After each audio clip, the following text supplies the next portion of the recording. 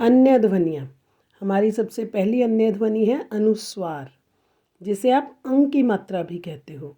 बच्चों, जिन शब्दों को बोलते समय ध्वनि नाक से निकलती है, ठीक है, ऐसे शब्दों के लिए इस चिन्ह का प्रयोग होता है। इस चिन्ह को अनुस्वार कहते हैं और इसको व्यंजन के ऊपर बिंदी के रूप में लगाया जाता है, ठीक है।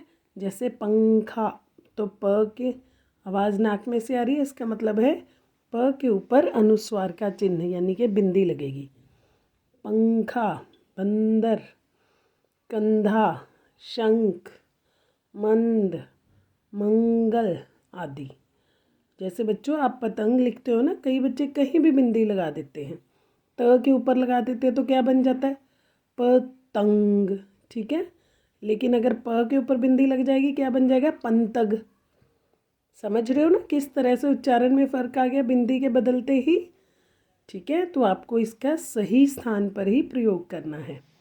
चलिए देखते हैं अपना अगले चिन्ह की ओर।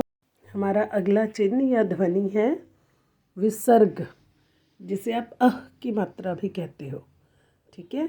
तो यह वर्ण के पीछे दो बिंदुओं के रूप में लगाया जाता है। समझ आ गया इसका चिन्ह? इसका प्रयोग संस्कृत से आए शब्दों के लिए किया जाता है। देखो बच्चों, हिंदी भाषा में कुछ संस्कृत भाषा के ज्यों के त्यों ही शब्दों का प्रयोग किया जाता है, ठीक है। तो ऐसे शब्दों के लिए इस चिन्ह का प्रयोग किया जाता है और इसकी ह जैसी आवाज़ आती है। जैसे प्रातः, अतः, दुख, क्रमशः, शुभेच्छा, छह, ठीक है। समझ आ गया? चलिए बढ़ते हैं अपने अगले चिन्ह की ओर। देखिए अगला है अनुनासिक, जिसे आप चंद्र बिंदु भी कहते हो। बच्चों, जिन शब्दों को बोलते समय ध्वनि नाक और मुंह से निकलती है, ठीक है, उसके लिए अनुनासिक चिन्ह का प्रयोग किया जाता है। अब आप कहोगे बिंदी और अनुनासिक में क्या फ़र्क है ना?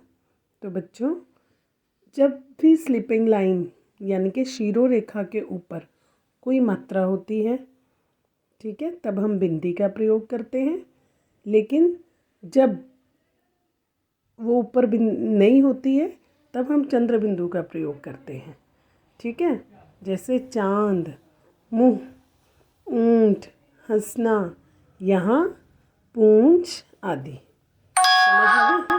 हमारी अगली ध्वनि है चंद्राकार, ठीक है। बच्चों, इसका चिन्ह देख लो, आ की मात्रा के ऊपर अर्धचंद्राकार होता है, ठीक है, अर्धचंद्र होता है। बिंदु नहीं लगाना, ये ध्यान रखना है, ठीक है, नहीं तो चंद्र बिंदु बन जाएगा।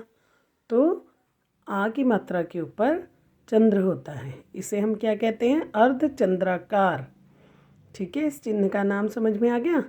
अंग्रेज़ी भाषा से आए शब्दों में इसका प्रयोग होता है, ठीक है बेटा। इसकी जो आवाज़ होती है वो अ और माफ़ कीजिएगा आ तथा ओ के बीच की होती है, ठीक है, इसकी ध्वनि।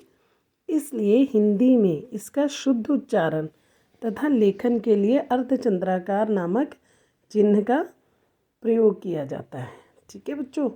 तो अंग्रेज़ी भाषा के जैसे शब्द हैं डॉक्टर, कॉपी, ट्रॉली आदि।